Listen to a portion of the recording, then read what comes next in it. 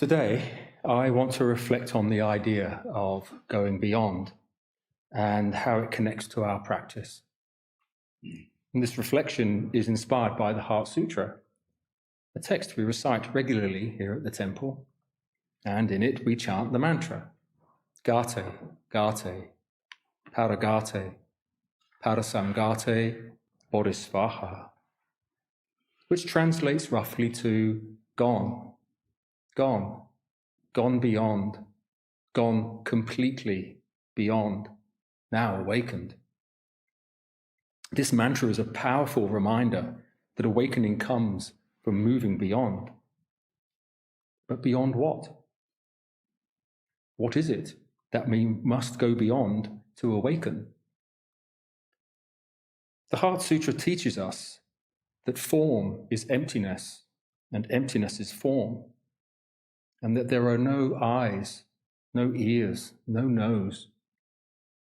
And this invites us to examine the nature of our experience, not by denying what we sense, but by understanding that our attachment to what we see, hear, and feel is shaped by ideas and beliefs that we have created. Practicing going beyond means letting go of these concepts and opening ourselves to a deeper reality. Master Sotasan, the founder of Won Buddhism, also encouraged this approach.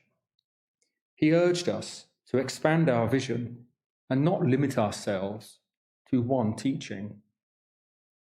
In chapter 3, verse 27 of the scripture of the founding master, he says, "If you wish to become a well-rounded person and attain wide knowledge and vision, you absolutely must not cling to a single point of view."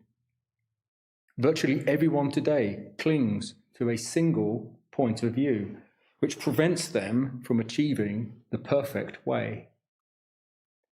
They lack a broad understanding of right and wrong, benefit and harm, and do not know how to adopt and apply other people's dharmas. And in consequence, they do not manage to become well-rounded persons. Why was Master Sotasan so emphatic about not restricting ourselves to one tradition? While he found that Buddhism most closely resonated with his awakening, he didn't confine his understanding to it. Upon his enlightenment, achieved through personal practice rather than formal guidance, he recognized that Buddhism offered profound insights, but wasn't the sole path to truth. He saw that Confucianism, with its focus on ethical relationships and social harmony, and Taoism, with its wisdom of living in alignment with the natural order, provided complementary perspectives. And by integrating these traditions, he envisioned a more holistic framework, one that could guide individuals and communities toward harmony, wisdom, and awakening. This approach reflects his vision of spiritual inclusivity and the interconnectedness of all teachings. In chapter 2, verse 1 on doctrine, in the scripture of the founding master, he says, "In the past, all the founders of religions have appeared according to their own proper time, in order to instruct all sentient beings on how to conduct their lives. However, their core principles in disseminating their teachings differed according to their era and region." He continues, "But in the future, it will not be enough to deliver the whole world through limited subjects alone." For me, the journey of going beyond began before I came to the temple. I spent time immersed in the teachings of Advaita Vedanta, a Hindu tradition that explores ultimate reality. The teachings addressed both the permanent and impermanent aspects of existence, teachings that are echoed in the Ilwan song vow. So what is it that we go beyond? I believe we're invited to go beyond concepts themselves, the mental constructs that shape and limit our experience.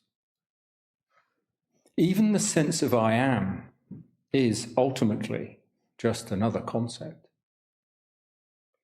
In the stillness of silent meditation, we are given the chance to move beyond these constructs, to rest in a state of pure awareness, one that is not tied to identity, thought, or even perception itself.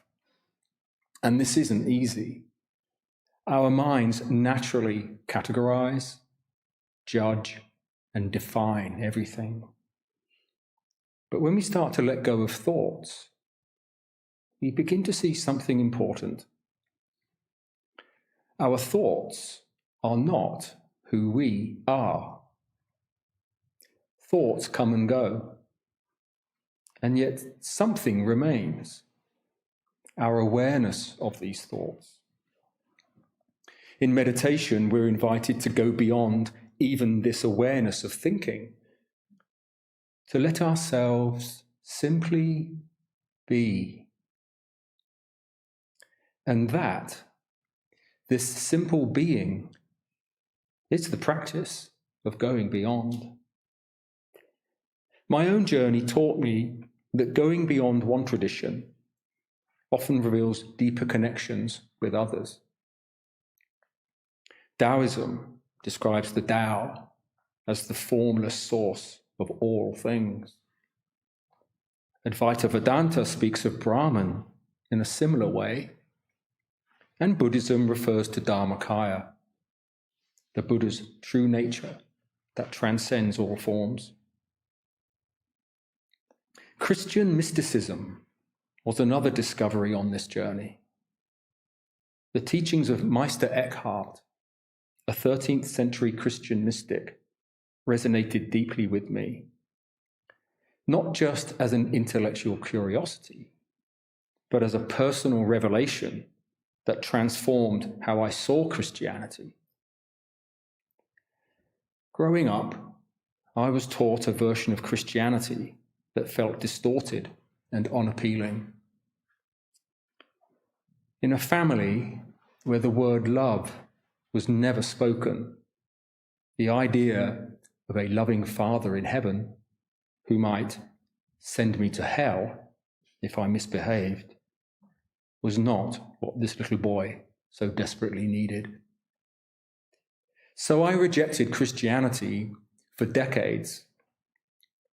But in Christian mysticism, I found teachings that mirrored the truths I had encountered in Eastern traditions. And yet Christian mysticism also touched parts of me that Eastern teachings hadn't. Perhaps because I've lived in a predominantly Christian society for nearly 60 years. The practice of contemplative prayer is similar to Danjon belly breathing meditation, but focused on a single word, like God or love. For me, the word home was especially powerful. It grounded me in the truth that I am already home, that I am the home. This realization mirrors the promises of our chant, Namu Amitabha. May I take refuge in the infinite light of my true nature, showing me that going beyond is not about reaching somewhere else, but realizing that I've always been exactly where I belong. Ultimately, this journey brought me full circle, and today I embrace the teachings I once rejected.